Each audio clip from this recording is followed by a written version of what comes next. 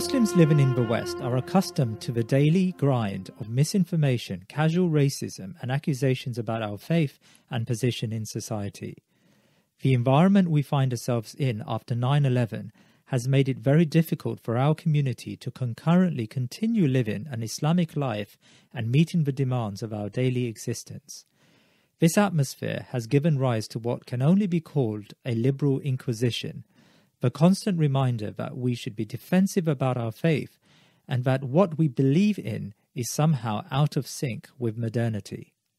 I have argued before, through well-planned strategies, governments either side of the Atlantic have deliberately tightened the legal and acceptable framework by which we live out our lives, aimed at making us uncomfortable about our faith and who we are. As a result, many within our community, especially the young, have all too often opted to live a lifestyle and adhere to a set of values that would be at odds with the true essence of Islam. In this febrile atmosphere, some have called for more radical action to affirm the faith of our families and community. If the next generation is to survive, maybe we need to more proactively build community institutions that nurture true conviction and assert more readily our priorities, free from the tedious scrutiny of wider society. This is where Muslims have engaged with the Benedict Option of Rod Dreher. Dreher, an American Christian, argues that we now live in a post-Christian world, and if Christians want to preserve their faith, they will have to segregate themselves to some degree from liberal society. The Benedict Option was named after the 6th century monk Benedict of Nursia, who, after witnessing the depravity of the dying days of Rome, opted to flee the city to maintain his commitment to God. Dreher argues, in the post-Christian world, for religiosity in any meaningful sense to survive, believers must take radical and purposeful action. To discuss the notion of a Muslim Benedict Option, I've invited Ismail Royer, no stranger to the Islamic scene in the United States, and a keen commentator on social affairs. Royer serves as a director at the Religious Freedom Institute, a Washington, D.C.-based non-profit organization. He converted to Islam in 1992 and has studied religious sciences with traditional Islamic scholars. I asked Ismail to engage with Dreher's option about its plausibility and whether we can escape to the hills as a community, but also whether the Benedict Option is fundamentally at odds with the message of Islam and our duty to carry the Islamic message. Brother Ismail Royer, Assalamu alaikum wa rahmatullah, and welcome to the Thinking Muslim podcast. Wa alaikum assalam wa rahmatullahi wa barakatuh. Very blessed and honored to be here with you today. Well, let's start by discussing the Benedict Option and what it is. I know you've engaged with this idea quite a lot, and I know you've spoken to Rod Dreher on a number of occasions, and you've written quite favorably about how the Muslim community needs to consider a Muslim Benedict Option. Now, before we go into that, can you explain what the Benedict Option is? You've heard me explain it in my introduction, probably quite badly. So what is the Benedict Option? Well, essentially, the Benedict Option is a book written by a journalist and thinker, Christian journalist and thinker, Rod Dreher, and he argues that the culture war, that is the war between, the sort of traditional Christian worldview of a God-centered worldview and God-centered, ordered life, has been lost. That war has been lost. Is his view that it has been lost to the other side, and the other side is that tendency within Western civilization that began about 500 years ago and has been gathering steam ever since, which is that tendency to put human individual autonomy and the pursuit of one's own pleasure, the pursuit of one's own identity, the pursuit of one's own truth, even as the center of their lives. so that one could call that liberalism, one could call that sort of enlightenment thinking or anything like that. But essentially, that this phenomenon is this anti-Christian phenomenon, worldview is has essentially defeated the old Christian order, and that he argues that Christians need to stop trying to. They need to accept that is the case, and they need to stop imagining that there's any way to, at least in the short term, or in the near term, or even medium term, to try to overcome that. Instead, what they need to do is sort of regroup. They need to regroup. They need to and they need to rethink and reevaluate how Christians are going to how Christianity is going to survive, and how the Christian centered life, the God centered life, is going to be able to be maintained through this dark period that they see. And the Benedict Option refers to a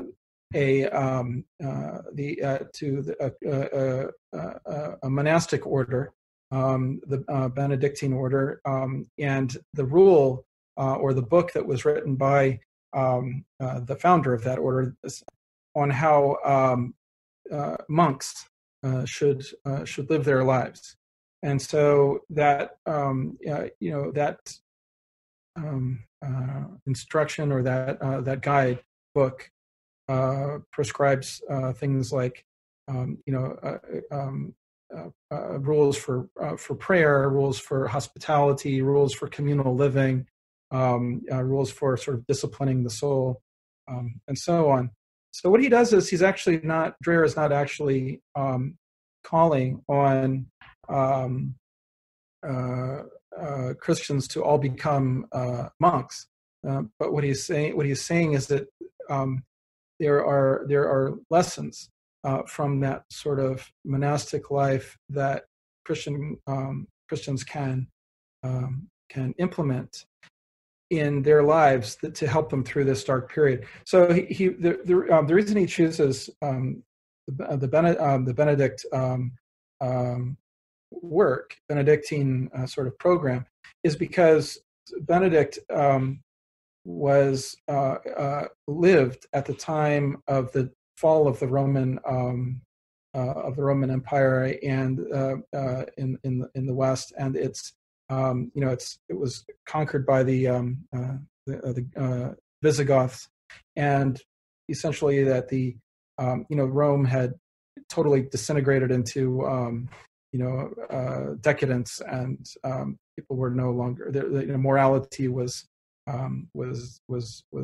dead, and the world the Christian worldview was essentially like anathema. And so he, in order to try to preserve Christianity, he founded his order. So what's interesting about that is that that reminds me a lot of the way that or the response of Muslims in the former Ottoman Empire when the secular regime took over. There they, with secularism and nationalism raging, there were Sufi orders withdrew from society and did what they could to try to preserve a worldview and a way of life and a tradition through this sort of chaos and bitter winter that was happening. Likewise, in the Turkic and areas of and Persian areas of the Soviet Union, when the communists came to power, there were in this very, very harsh atheistic atmosphere, secular atmosphere came.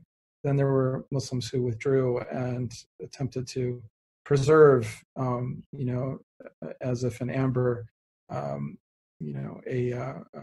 tradition and a way of life, and a worldview, and a way of being that had Allah at the center, and had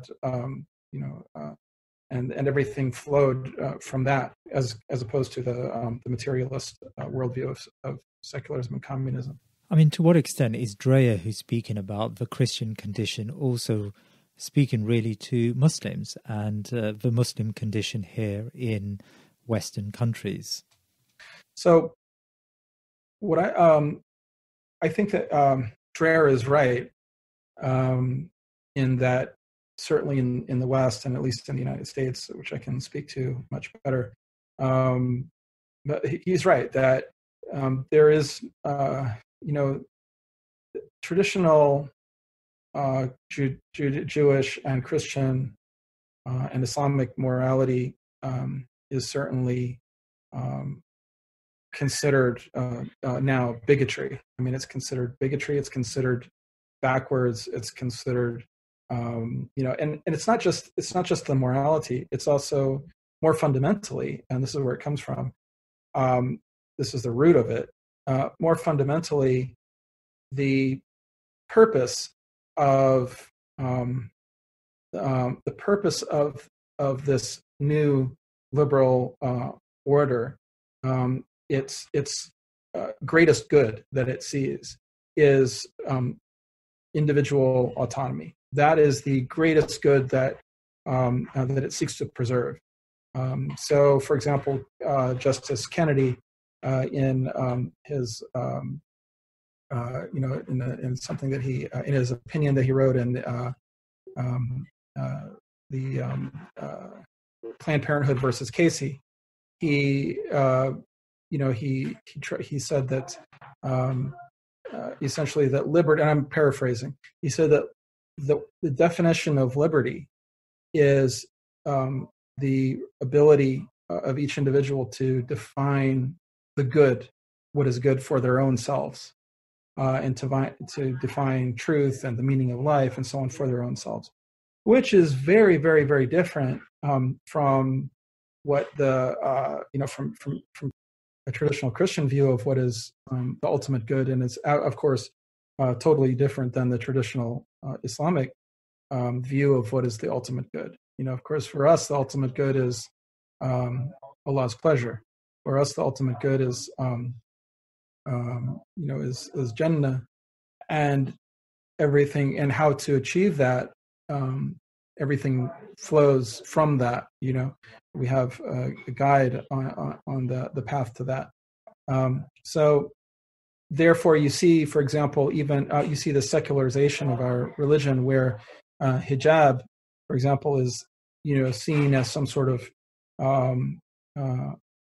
thing that should be protected, and thing because why? It's my choice. This is my choice to live this way. This is who I am. This is my self-expression, and that's the criterion which makes hijab good, supposedly. So what this is doing is setting up as your greatest good your personal choice, and if you believe that it was not, if that was not your personal choice, then therefore it would be good for you not to wear it. Whereas, of course, in a worldview with Allah's pleasure at the center, then then what really matters is whether Allah is pleased with what you do. And so this, what we are affected by as Muslims in the West, we are affected by this, profoundly affected by this secularization of our religion, and the secularizing of the culture, and it's what makes it so difficult. And I speak as a parent, who raised, who saw my children grow up here, and go to public Islamic schools and public schools, and they're all. My youngest is now 18, my oldest is well, my youngest is actually a few months old. I mean, a year old.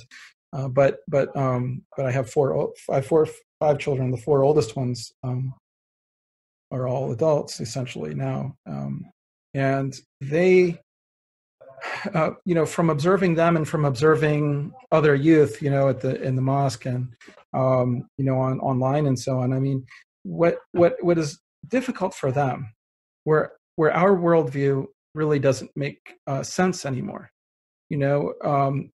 So it's not just a matter of someone getting involved in some sort of let's say left-wing causes or liberal causes or something. That's not really the issue. I mean, the issue is that when it doesn't make sense to you anymore, that it doesn't make sense to you that Allah's pleasure is the ultimate criterion and the ultimate goal, the greatest good, but rather you live in a paradigm, your paradigm that you were raised in, that you're swimming in, essentially, like the fishbowl that we're swimming in, is sets up your individual pleasure and choice as the greatest goal. Then everything, your worldview will be oriented around that. So but that's theoretically all well and true. But how practically does that impact the Muslim community? For example, this is why we're seeing so much. I think so many people struggling with this. I mean, parents don't want to face the fact that many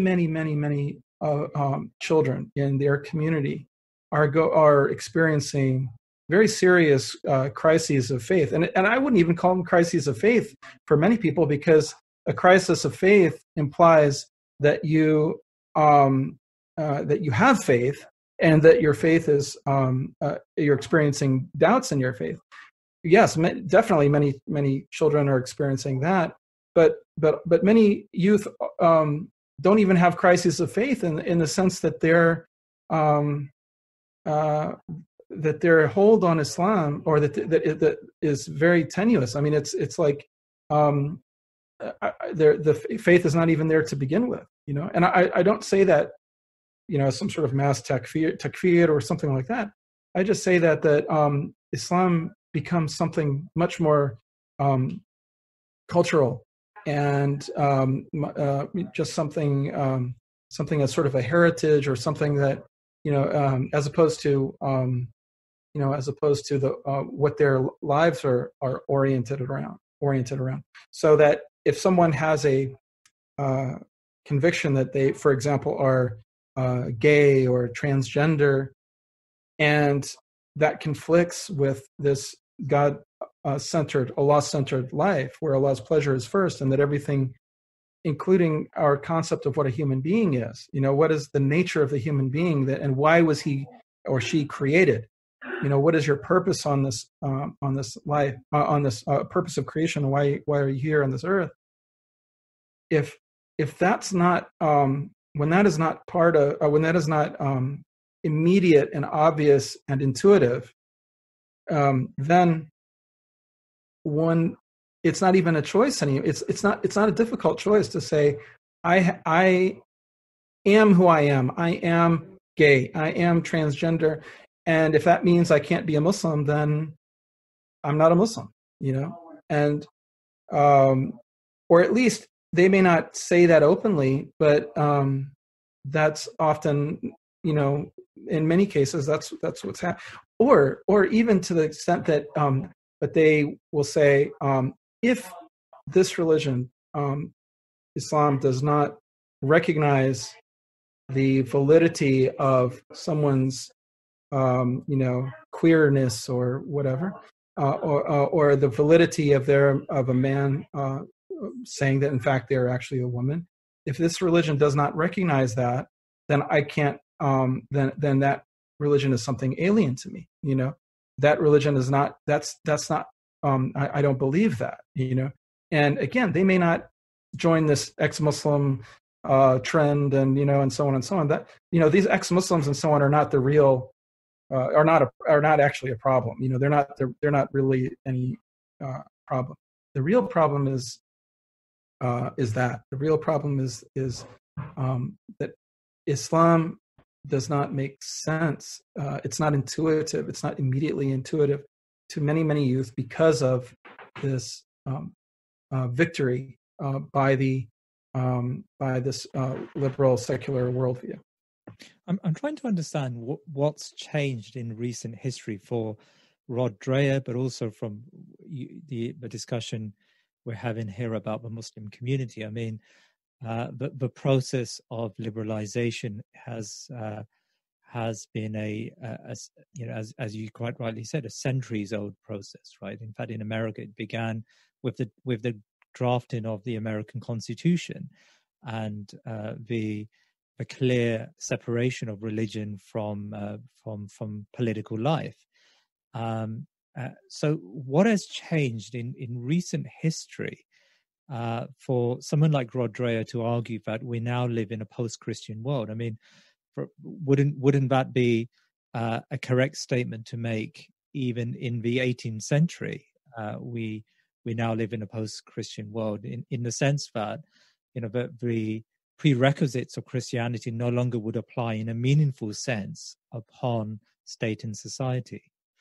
I have a slight quibble with Rod Dreher in his portrayal or in his description of the framers of the Constitution as being deists. So a deist is someone who has kind of a very watered down version of it's certainly not Christianity. It's an idea that yes, there is a God, but this God essentially is like a watchmaker who created the universe like a mechanism, set it to go with like a first like pushing the first thing of a domino or something, or again setting a watch, and then now is not involved in the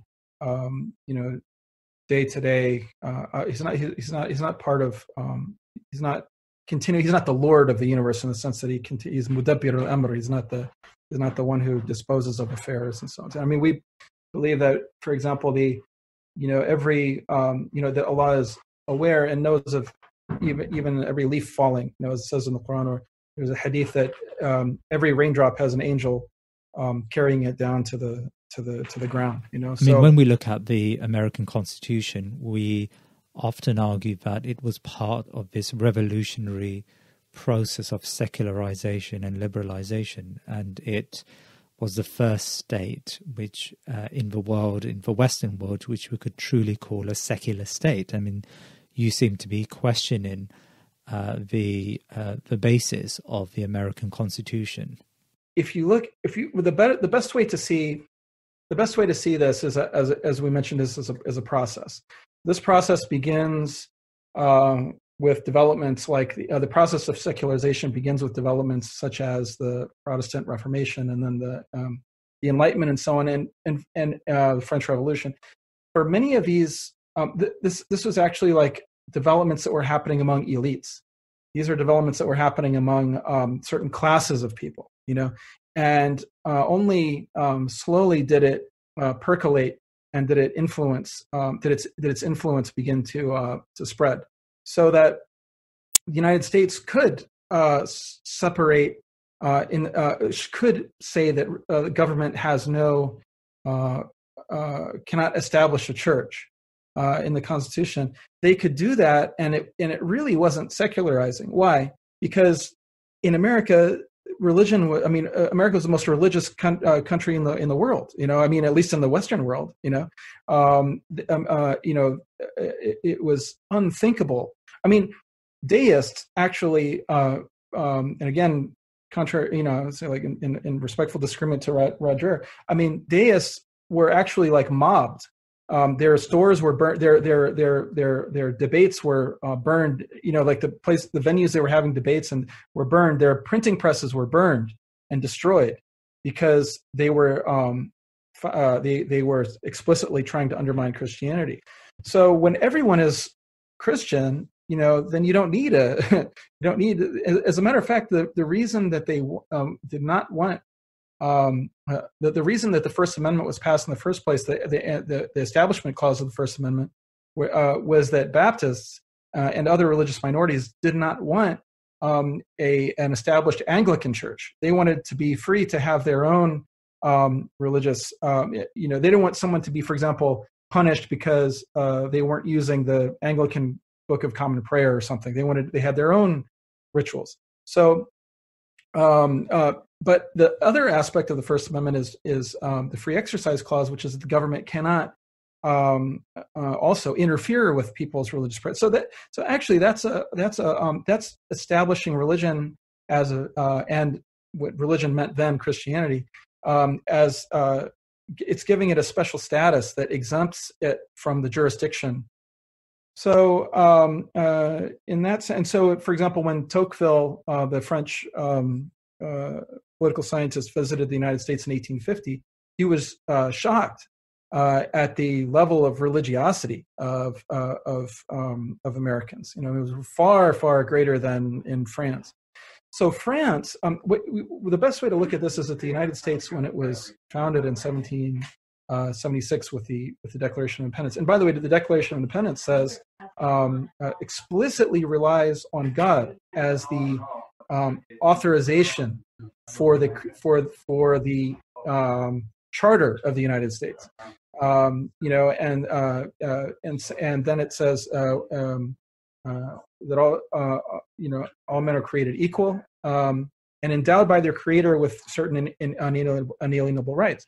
So people, according to the founders of the United States, the human being has rights only because he was created by God and God gave him those rights. That's the source of his rights, is God's giving that to them. Whereas if you look at the progress of, but that's not to say that, but certainly the American Revolution was affected by the Enlightenment to some degree, and most particularly by the Scottish Enlightenment, not the French Enlightenment. But they still, the Constitution and the Declaration of Independence was essentially based on natural law, which is the idea that God it's essentially like the concept of sunnatullah, whereas Ibn Rushd or Allah's ways that He put in the creation. Allah created this creation with certain patterns and in certain with certain things being good and certain things being bad. Of course, the Ash'ari might disagree in certain ways, but like Ibn Rushd said, he called that the what do you call it? The Sharia ghayr makhtuba, the Sharia that is not written. In other words, like there's the Sharia that is revealed, and then there's the Sharia that Allah created this cosmos with, this creation with, or like Ibn Taymiyyah and others, many scholars actually mentioned this, so did Fakhruddin al-Razi and others, that mentioned that adl, justice, is the equilibrium of this cosmos, and that when justice when human affairs are not conducted with justice, then certain results will follow. That that the collapse of that order, that civilization is, and so in a very real sense, there are strong parallels, if not in fact, because they come from the same source. There are strong parallels between the Islamic worldview and this Christian worldview. So that worldview, which informed the Declaration of Independence, was nevertheless to some degree affected by the Enlightenment, to some degree. Now, by the time you get to the French Revolution, which begins after the American Revolution ends, the French Revolution, in their Declaration of the Rights of Man, they say that the state is the source of all sovereignty. The state, as a representative of the people, is the source of all sovereignty. And so this is a much more militant and much more secular understanding of the order of the universe, and the order of creation, and in fact denies that there's a creation at all. Actually, now the focus is man. The focus is man and his will, man and his desires, and sees the implementation of those desires as the greatest good and as the source of order. So that, which finds its expression in France and then even more radically in Germany, with Marx, and then later with Hitler and Nietzsche and so on. That and then of course postmodernism, which is a descendant of that.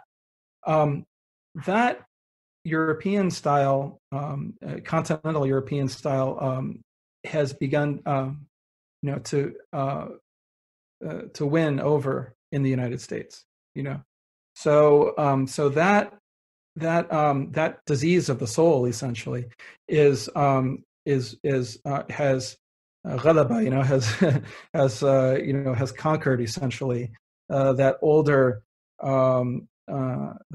natural law Christian understanding in the United States. Well, that's really fascinating, Brother Ismail. So what's the significance for Muslims when we think about the American Constitution and this process towards, I suppose, a more fanatical secularization and liberalization? How should Muslims consider this?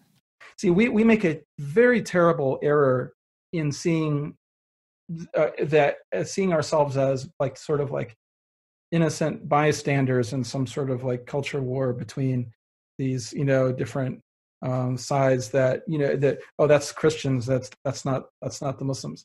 But the problem is that what we fail to realize is that we are all Ahlul Kitab. We're Ahlul Kitab, and as the Prophet said, and the Jews and the believing Christians are Ahlul Kitab, and we have a commonality among us. This is not syncretism. This isn't perennialism. This isn't saying that these three religions are equally valid. No, it's Christianity is kufr, Judaism is kufr. It's disbelief. But that disbelief is less severe than the disbelief of the atheists, than the disbeliefs of the postmodernists, and so on.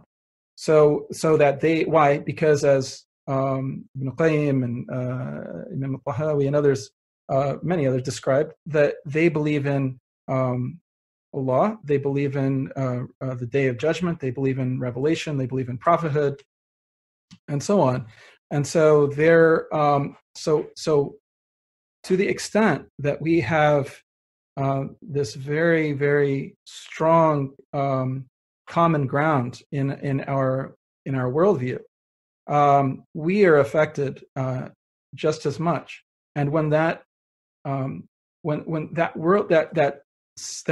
individual-centered worldview takes over and renders the God-centered worldview no longer intelligible, then our youth are affected, and our blowing off of this, or even worse, our embracing this individual-centered, autonomy-centered worldview. When we do that, we are destroying our youth. We're destroying future generations. We're destroying our religion.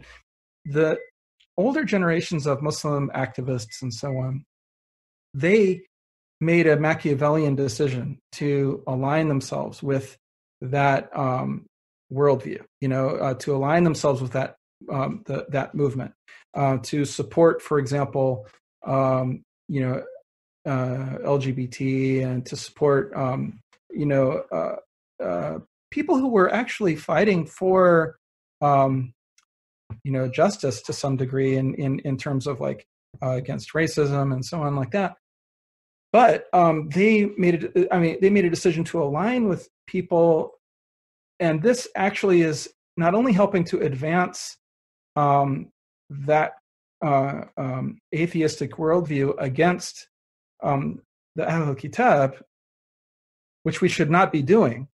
It is absolutely it is against our tradition and our nature to be supporting atheism, which is a type of shirk, against the Ahl Kitab, but also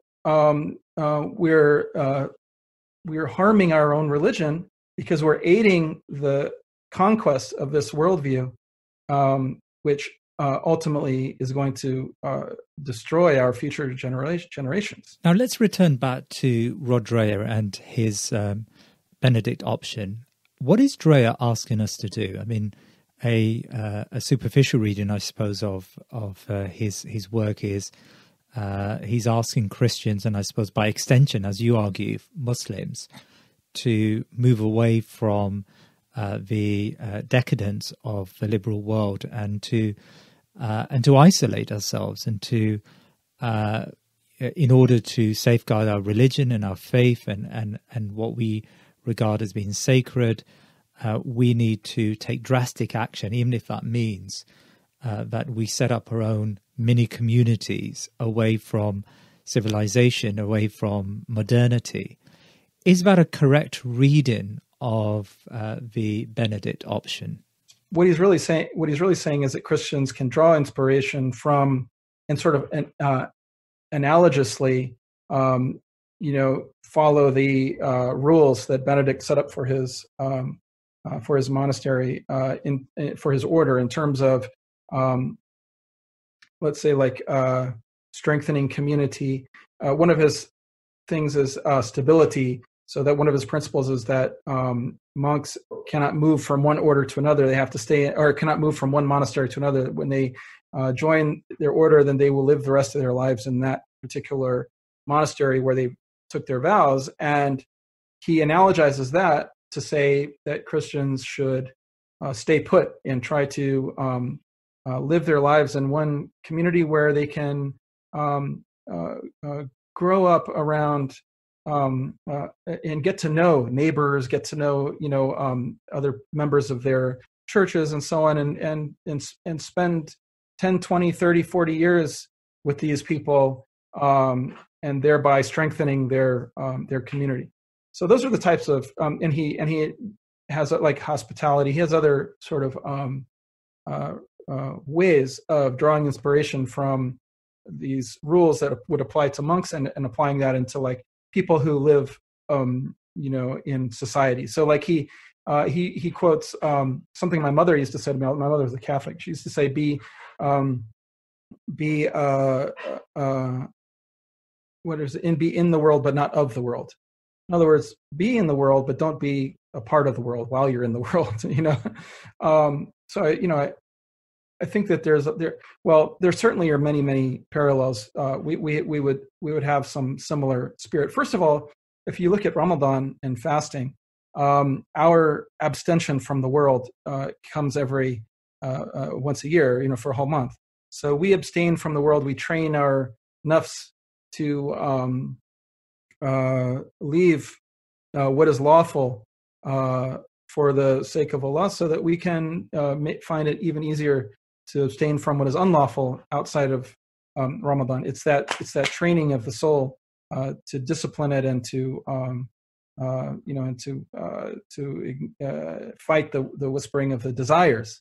See, so this is actually the opposite of what the greatest good is in the liberal worldview, which is that this desire is the greatest thing, is the ultimate good, to satisfy that desire. That's how they define happiness.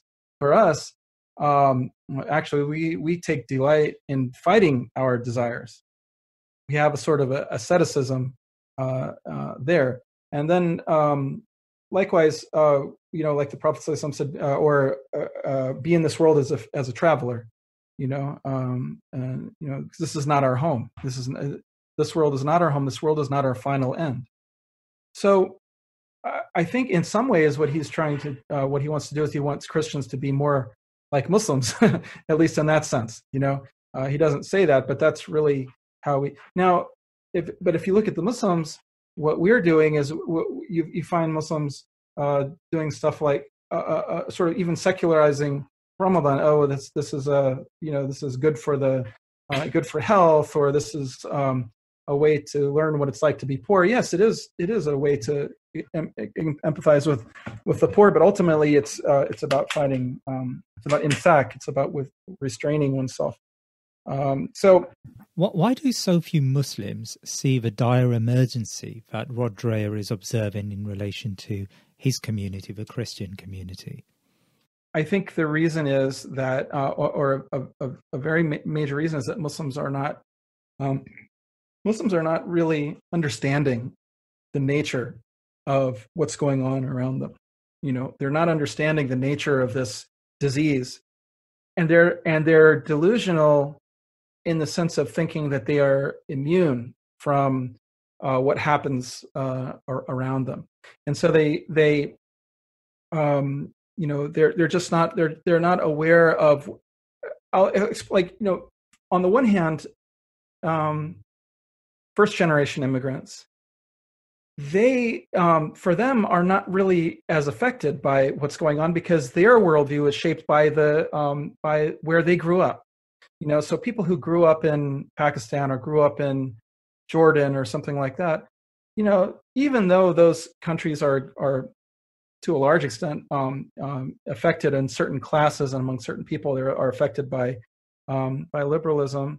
Many people, especially people who are not from those classes, so like the cab drivers and the bodega owners and so on.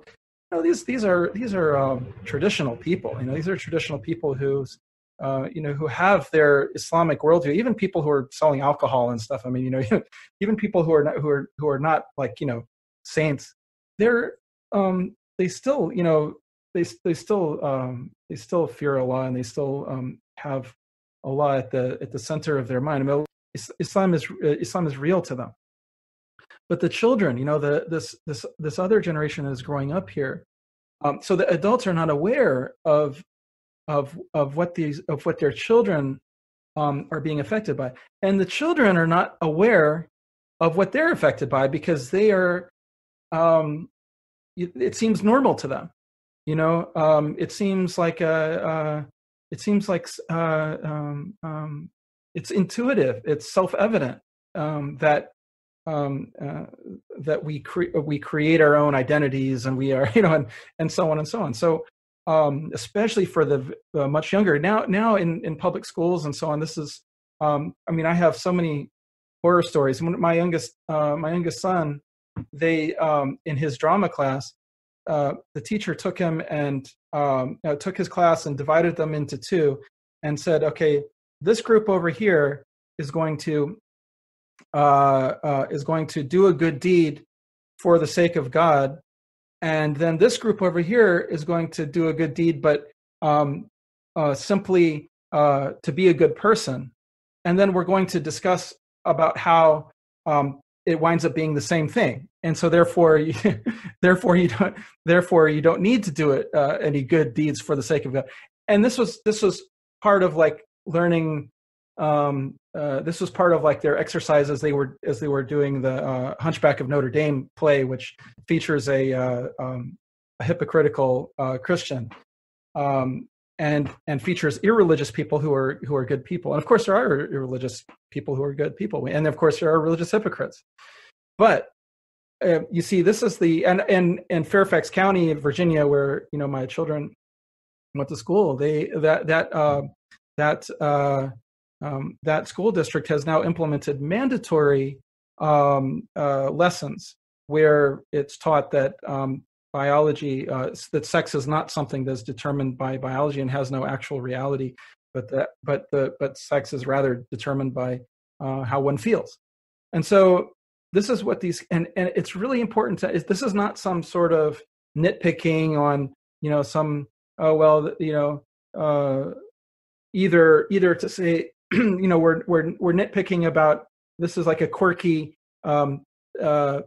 belief in society today that we Muslims don't share about the transgender thing, and so that's something that we don't need to think about. No, that actually is reflecting something very very much deeper, which is this revolt against the reality of things, the reality of created things that Allah imbued His creation with. It's rebelling against that, and it's making man or the individual God. Have you seen the one who takes his desires as his own God, as Allah says? So, anyway, I think that the Muslims are not discussing a similar sort of urgent action plan because, for various reasons, they're not aware of what's happening. And what I would say is, I think that Muslims need to be aware of it. They need to come to grips with what's happening. They need to realize that the liberal view that what any individual desires is necessarily good. They need to understand that doesn't actually protect Muslims. People think that many Muslims, especially people who thought maybe a little bit about this, but they're swayed by this liberal view. Will see that as something good because they'll say, look, okay, even if I don't agree with that, even if I agree that Allah is the center of how I order my life, the fact that the broader society is sees that as something that needs to be tolerated because that is my choice, then that's good. That's pragmatically good for Muslims. That's the idea. The idea is that's pragmatically good for Muslims because it will allow Muslims to be left alone. And if we have to, and differently, and more than being left alone, it will allow Muslims to be accepted. It will allow Muslims to be accepted into society, and this is what is at the bottom of this embrace of liberalism by many Muslims, which is that that desire for acceptance, that desire for a place in society, and Muslims look at that and they say these liberals and liberalism in general is a good thing because it makes room for me to wear my hijab because that means I'm a part of that means it's my choice is to be respected. It allows people to run for office and say this is my identity as a Muslim, and that and Muslims in those situations enjoy a status with liberals because liberals are able to show that they're accepting of diversity. This isn't having a Muslim on your in your organization or in your friend group or in your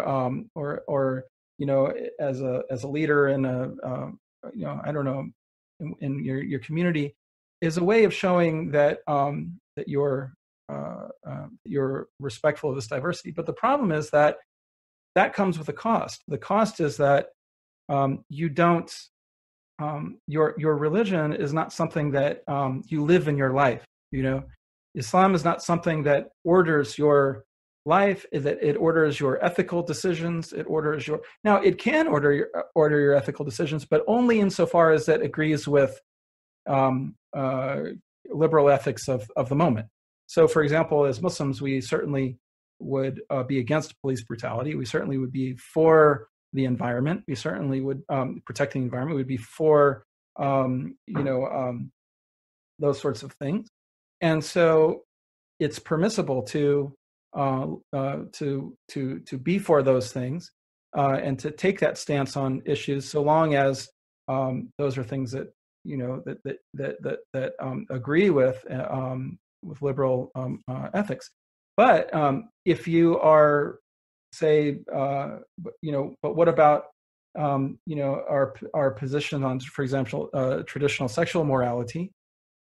Then that's not something that is acceptable. That you're not allowed, even if you manage to still believe that, you have to keep that a private belief. That's not something that is able to be expressed in society.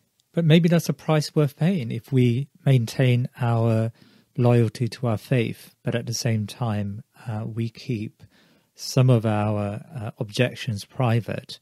Maybe that's a price worth paying for a more secure life here in the West. Now, one might say that's a cost. I will accept the cost that I need to, for example, as a woman, Muslim woman, may need to go into a bathroom with a man who's claiming to be a woman or believes that he's a woman, and I may have to be alone with him in that bathroom. But those are costs that they may be willing to bear, and they may even begin to see it as something along the lines of, look, I wouldn't want to be told that my views and my beliefs are wrong, that I was wrong. So why would I want to do that to someone else? So those are the sort of reasons that the victory of liberalism is seen as either a total win for Muslims, and that would be for Muslims who don't really find any contradiction between their. They've accepted liberalism as their creed, or for Muslims who don't accept liberalism as their creed, they may be willing just to take those costs. Especially when you look at the fact that they see from people like Trump and Trump supporters and many people that they identify with Christians, they see hostility to Muslims. They see hostility to Islam, and so they say, well, why should we? They look at that and they say that essentially the enemy of my enemy is my friend. Those people have declared me to be the enemy. So why should I in any way sympathize? Not only why should I pragmatically help them when they're actually trying to fight me, but also why should I even sympathize with their views at all? They're if they hate me, they must be wrong. There must be something wrong with them, and so I'm not going to sympathize with that. And so that's very understandable. It's very understandable because the nature of the human being is that the human being wants ease. The human being wants to be accepted and liked. And the human being doesn't naturally want to go and endure the hardship and the discomfort of living alongside people who hate, who question your intentions and who dislike you, and so on. And so that's why Muslims have been naturally gravitating toward. Now, what Muslims are missing, however, as I mentioned, is that they are missing the danger to their religion and to the forthcoming generation's religion of the victory of liberalism. In other words, this is something that is leading to it's a road to apostasy, and it's and they're missing that.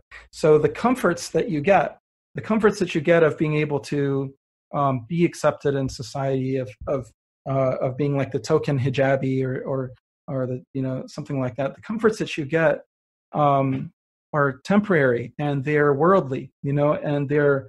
It is, of course, psychically more comfortable, that type of thing, and the cost of hiding your real beliefs, or even not even having those beliefs, is not the real cost. The real cost is what happens in generations to come.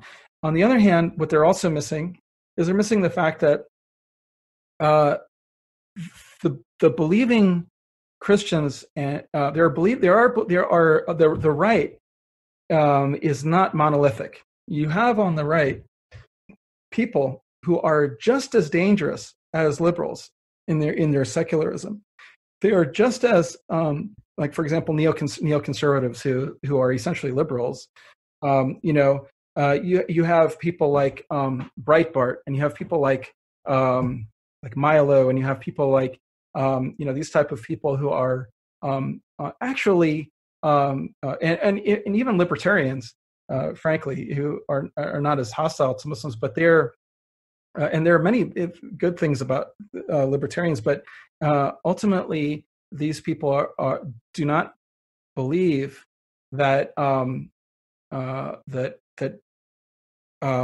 society and politics and so on should be oriented around God and around the good, around the good goods that religion defines as good. And these free market extremists, who are neoliberals and so on, which is could be considered conservative. These people are actually just as dangerous. So what that leaves, and also, by the way, there you have people who are like the alt-right, and you have people who ostensibly promote Christianity, like Steve Bannon and others. But actually, what they're promoting is a form of nationalism. It's a form of worship of blood and soil. These are people who are actually they worship. I call them race idolaters. They worship race. They're xenophobic. They're populist and so on. And so those kind of people are actually just as secular and secularizing, and just as dangerous. They are dangerous to Christians because they fool many Christians into thinking that is actually religion, when in fact it's not. It's actually a type of paganism. What you're left with is what Muslims need to realize is that there is a community of Christians that are good allies for Muslims to have, and not only allies, but also people worthy of community with, But how about the Benedict option and its application to us as Muslims? So me and my community here in the UK and your community in the United States, how does the Benedict option impact on our sense of community and how we come together? What Muslims need to do is they need to do what I would say about a sort of Benedict option for Muslims. This is what I would say. I would say, first of all, that we need to really, really take stock of our community. We really need to really, really take stock of where are we headed? What is this activism that's happening on the national level? Where is that headed? And is that worthy of continued support? Where is this? Where is our community headed in terms of our masjid, in terms of our Islamic center, in terms of our Islamic schools, in terms of our efforts? We need to take stock of where we are, and we need to circle the wagons in a sense. We need to redouble our efforts at forming a community. Every single one of us, for example, instead of after Jum'ah just leaving and without saying anything to anyone, hang around and talk to people. Get involved in the community in terms of youth groups and halaqas, and I, as you may know, and as readers, as listeners may know, I went to prison for 13 and a half years.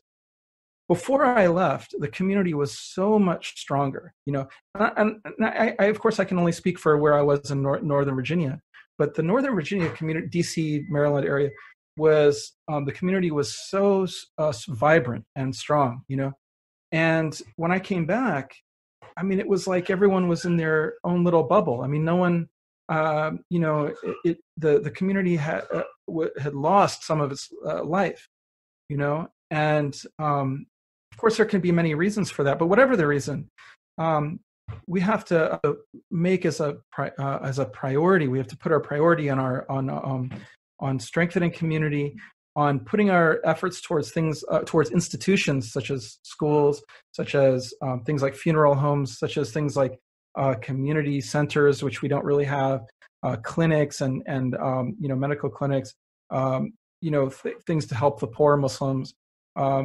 Knowing our neighbors. We need to know our neighbors better. We need to know who is there a Muslim living near you? Invite them over, bring them food.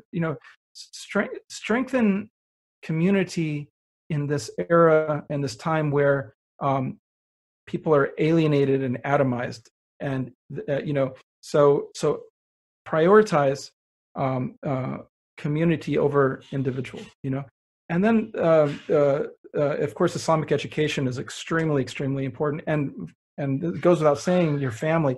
I would say that one of the things we need to do is to we definitely should not put our children in public schools. In America, public schools means like the government run school. Yeah, state schools. Should not do it. Don't do it. Don't put your children in public schools. It is a recipe for a disaster. But are Islamic schools any better, Ismail? I mean, it seems that they seem to be in a pretty bad state as well. They're in bad shape. I mean, I just have to be honest. I mean, my kids went to one of the best Islamic schools in the area, in the DC area, and they had a very hard time because it wasn't. It didn't live up to what our hopes were. And may Allah reward the people at that school. Love them very much as human beings, and so appreciative of them allowing my kids to go there. But there's a very real problem. If there are these such problems at the best Islamic school in the area, then what about the other ones? So we that could be its own episode, is problems at Islamic schools. If the Islamic school is not working for you, or there's not one near you, then homeschool your kids. And not everyone can do that. Not everyone has the luxury. We've got this society where we have to have both parents working, or we have divorces and stuff like that. So, but whatever you can do, prioritize. Cut out luxuries, cut out things that you don't need, and prioritize your children. And raising them correctly. Maybe put them in a Montessori school, or put them in a private school that, if they can like test in, get scholarships. Do something to keep your kids out of those public schools, because those public schools are death. I mean, I suppose Islamic schools really wouldn't be an option for large majorities of Muslims, especially those who are really trying hard to make ends meet. Islamic schools will be fee-paying schools, and public schools then become the only option for I think the majority of Muslims, at least here in the UK. What other options do we have as a community? I'm interested in the Maqasid community group, which I read about actually on a Christian website, and the work they're doing. Can you enlighten us as to what Maqasid do, and why the author of the Benedict Option seems to praise it and see it as a very worthy cause? The Maqasid is a very nice community that was set up by Sheikh Yahya Rodas. They've got some land, several acres, and some buildings, and they have a community there that is. It's not like the Amish or something, because they're not living. It's the people who are living there are actually students, and they're setting up almost like a seminary there, for people to learn. But they have a neighborhood right near there where there's maybe like, I don't know how many, but just dozens of people from that community living in this neighborhood right next to that land. And so I went over and visited some people there, and we're just going from house to house during Ramadan. We're going from house to house greeting people. I mean, it was really beautiful, and of course you have that in some places in the United States already, like Brooklyn and Detroit and other places, So I would say that I strongly recommend that Muslims move to those kind of places. Muslims should move to be around, those people. I would also, and finally, I would say, look at, so if there's a Christian community called the Bruderhof. The Bruderhof is spelled Bruderhof. The Bruderhof is a sort of, theologically, they're related to the Amish. They are originally from Germany, and they have communities in the United States and in the United Kingdom and Germany and so on. But they, what they do is they have, like, in the country, and out in the hills or mountains or something, they'll have farms and houses, and I mean, it's like a village. It's like a whole village of, and they're not as strict as Amish. They do allow some technology and stuff. They have like their own businesses. They have toys and so on. They have their own schools. So they have a self-sustaining source of income, and the way they live is so beautiful. I mean, it's like, and I would recommend that Muslims go and visit them, and they're open. They'll accept visitors. You know, I've actually been there several times to get ideas for how the Muslims could live. The Muslims should consider something like that. They should consider something like that in order to, and it's not for everyone. It should be an option that if you want to live simply in that kind of way and somewhat off the grid, I mean, that you can do that. And if anyone's ever been to a Muslim country, I mean, like where gone back home or whatever, to see how it is, it's like a little bit a slice of that, what these Christians have, so it's like a slice of like 1800 or something, so if we could do something like that, I think it would be beautiful. You've got like these different, in the United States, you have some weird groups like Al-Fuqara and stuff that have like, I don't know, things like that, but these guys are on some weird time, I mean, I'm thinking something like Sunni. In other words, what the Benedict Option is saying for Christians is something that the Muslims should do. It is a turning inward to restore and build the foundations of the community and of the self. This is the other thing: is prioritize yourself, prioritize your prayer and your orientation towards Allah first and foremost. And order your life around Allah, and do that very intentionally, and your family, and then the community outward from that. And yet we have to. This is really critical. We have to do da'wah. We have to show that our life centered around the Rabbul Alameen, centered around the Lord of the worlds, is good. It's good and it's wholesome and it's and that we are good people. And that we're not bigots on the one hand, and we're not extremists, and we're not any of those things. We're that our life is the life of a Muslim oriented around God, and the life of that community needs to become something that is a model in this time of crumbling community, this time of polarization, this time of malaise and despair. The Muslims need to, and we need to work with the Ahlul Kitab who are doing the same thing.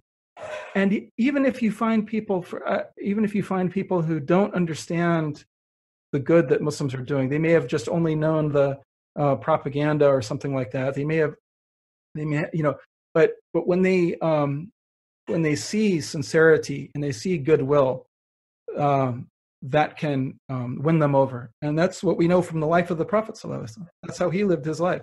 He, there's the time when the Jewish, the rabbi came and, and grabbed him by the collar and shook him and said, and demanded his money, that the Prophet ﷺ owed him. And Omar stood up and said, "Let me cut his head off." and the Prophet ﷺ said, "No, Umar, give him the money that I owe him, and give him more because you scared him." And the rabbi said, "I testify that this is a description of the Prophet that we're waiting for. The one who, when he is abused, he becomes even better in character, And subhanAllah, that's how we need to model. Instead of looking for every opportunity to denounce and complain and to condemn someone who's says something anti-Muslim, why don't we go meet with that person? Rod Dreher, for example. Rod Dreher is someone who the Muslims had a clash with back in the early 90s when he was a reporter at Dallas Morning News, and it was over. It's understandable why the Muslims were upset with him. He was, he was writing about the Holy Land Foundation and other things that were, it turned out to be allegedly sending money that went to Hamas and so on. And so there was this clash over what was over that. But instead of like having a meeting, trying to meet with him and trying to show the goodness of our of who we are and so on and so on, the meeting that they had actually turned into a huge fiasco and a lot of sore feelings on all sides. I'm not saying that the Muslims didn't handle that correctly. From what I know, and I was around at the time, I don't think it was handled correctly. Now, when you look at Rod Dreher and you look at his, he has seen another side to the Muslims, and he's interacted with Muslims, and so he's more open. So that's part of that maturing process. I have a methodology where if someone is attacking me or someone is, whatever, I try to disarm them by being respectful back to them and trying to understand what it is that's at the root of their misunderstanding, because I don't mean them any harm, and I know Islam doesn't mean them any harm. And so then we talk about it. And so we have to have that sort of approach where we're willing to put up with other people's abuse in order to for the greater good of trying to rectify the relationship. That's not a lack of manliness and lack of dignity. Actually, that's the hallmark of dignity. It doesn't mean that you let someone spit on you or you let someone, but we don't have to. Right now, the situation is so dire that we do not have the luxury of engaging in these sort of or indulging in fighting with people who we should be actually working with. Yeah.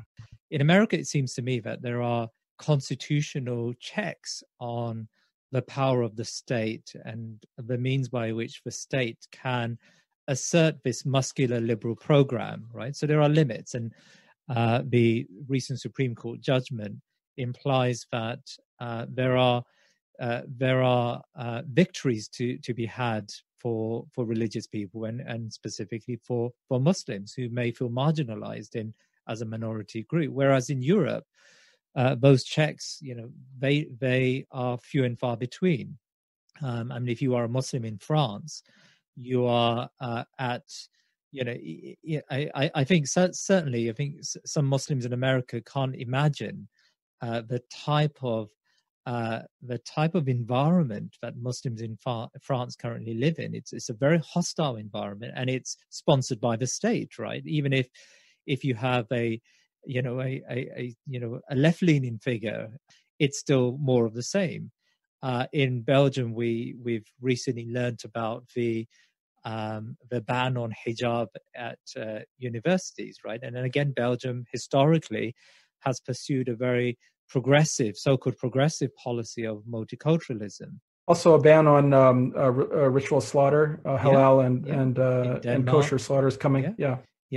In Britain, for example, if you were to ask me, if you were to speak to me 10 years back about pulling kids out of school and homeschooling them and putting them into Islamic schools, that would be very much a viable option. Actually, what's happened since is many Muslims find that they've got bureaucratic red tape to just do that one thing, of teaching their children at home, and so in Germany it's illegal. In Germany it's illegal. You can't do it. So many Muslim schools have been shut down in the past 2 or 3 years. On technicalities, but it's certainly the case that the state wants to limit the space we have to build this Benedict option, this Muslim alternative. I suppose, firstly, do you foresee that type of muscularity in America, or are there restraints on the American system to prevent that? And secondly, what's your advice for Muslims here in Europe, facing these challenges? Yeah, a really excellent question. I mean, first of all, what Muslims need to understand is that the protections that they enjoy are the result of laws and the result of a constitutional order that stems from Christianity. What I mean to say is that it's not liberalism that is giving them those rights. It's not liberalism that is giving them that protection. It is a constitutional order that was that ultimately finds its basis in a particular strand of Christianity that existed and informed the the framers of the Constitution, and it also they also stem from that pragmatic settlement that these various Christian sects came up with among themselves to protect themselves from government domination. In other words, I'll give you an example. There's the no religious test clause in the Constitution, which says that religion cannot be a test for office, for public office. You can't say, all right, you can only there can be no law that says that you can only be a judge if you are an Anglican, or you can only or whatever. Now, the Anglicans, for example, didn't like that because they said, we want there to be a law that says you can only be, but the reason that they ultimately voted those sects that wanted there to be a test and that their religion was the test, voted for this and to ratify the Constitution because they explicitly said, we are afraid of a day that might come when other sects might be more numerous than us. And so, for example, which many people hated Catholics, they said, we don't want there to be to come a day when Catholics take over and they make a law that says you have to be a Catholic to be a judge or to be president.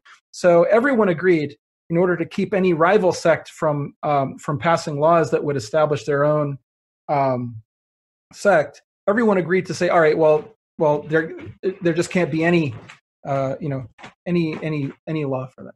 So the result of this settlement among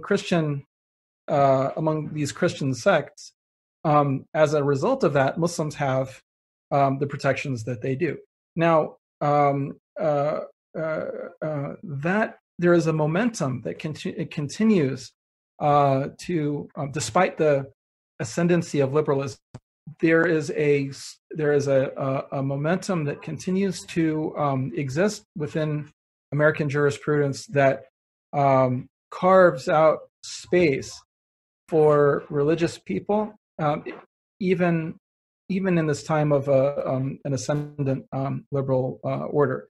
So the problem, though, the problem is this: what we have to be aware of is that as traditional religion and traditional morality is increasingly seen as bigotry, then what's going to happen is that it will make less and less sense for the society to tolerate carve-outs for that quote unquote bigotry. So do you see the space for religion and for Islam narrowing in American society like it has here in Europe? Once upon a time, religion was seen as something good. It was seen as something that was a source of charity, a source of neighborliness, a source of education. Most schools in America at one point were religious. It was seen as part and parcel of the fabric of American life. As people have left religion, increasingly you have the nuns, or you have the I'm spiritual but not religious, or you have atheists, or you have whatever. that space for religion has shrunk, and the privatization, the increasing privatization of religion and it being driven out of the public sphere. So what looks like protections and so on, what looks like that is actually evidence of the reason there have been 15 religious freedom cases in the United States in the past 10 years or something like that. The reason that there have been so many is because of that clash that's happening in the society. And you just didn't have as much litigation in the past, over this. So for now it seems that these carve-outs are there. But what will happen when this 10, 20 years from now? It's hard to say. I mean, yeah. My advice for the people in Europe, I am very grateful that I live, I live somewhere where we still have these vestiges of protections, for religion, even though, as I said, it's framed in a very concerning way. I think that in Europe, you're dealing with a few different problems. Number one, you're dealing with the fact that of nationalism. So, in France or in in these places, Germany, you can't really be a Turkish German. I mean, a German is a German. It's like with the rise of nationalism, it was not always that way at all. But I mean, with the rise of nationalism and the equation of the nation with the ethnicity, and the state and the ethnicity, this excludes really people who are not of that ethnicity. I don't see any zone of comfort for Muslims in Europe, and I would say that so that's why you have this problem of like ghettoization and assimilation, and it's this sort of like problem that arises only because of this is not the fault of the Muslims. This is the fault of the society, which is so totalizingly nationalist that they cannot accommodate. It's like if you look at a perfect illustration of this is the population transfers at the end of World War I between Greece and Turkey. Where Turkey used to be part of the Ottoman Empire. So whoever is Muslim is a Turk, and whoever is Greek, whoever is Orthodox or Christian is a Greek. It didn't used to be that way. It was like you had people who were maybe ethnically, Greek who were Muslims, but now they're Turks, So, and that leaves the Muslims that are left in Turkey, that are left in Greece, in a very precarious position. And this is what led to ethnic cleansing of the Armenians and of and for that matter of Muslims in Bulgaria. Before that, the slaughter of Muslims and so on. It's because of this. It's because the nation became the God instead of God, and it's why before that you had much greater respect for the autonomy of religious groups in the Ottoman Empire and in the Austro-Hungarian Empire and so on. So if you look at the Austro-Hungarian Empire, they annexed Bosnia, but they allowed you look at pictures of Sarajevo during the Austro-Hungarian period, and you see Muslim women with niqab. You see the Austro-Hungarian Empire actually built one of the greatest institutions of learning in Bosnia, of Islamic learning, the library there, which the Serbs destroyed. So they were not interested in annihilating Islam or squeezing it out of existence or whatever. They had a pluralistic. Of course, it wasn't perfect, but so that's the difference between the pre-nation state order and the post-nation state order. So Muslims in the nation states of Europe, wallahi, you may want to do a hijrah. You may want to go somewhere else. I really don't see much. How are you going to live where you can't wear hijab in school? You can't have your own religious school. You can't slaughter anymore. You can't have religious slaughter. You can't circumcise anymore. I mean, I just don't see how that is livable. I mean, I think they should go somewhere else. Rod Dreher argues we live in a post-Christian world. Do you, Ismail, believe we live in a post-Islamic world? It's very different, in the Muslim world. I think that many of the challenges that we're dealing with in the West are also, the being presented to the Muslim world, particularly because of like technology. I mean, the technology is allowing this culture to be globalized. I think that but it goes even before that. I mean, of course, this liberalism affected Turkey and Egypt long before Syria, Lebanon. It affected these places. The liberal, of course, Pakistan and India.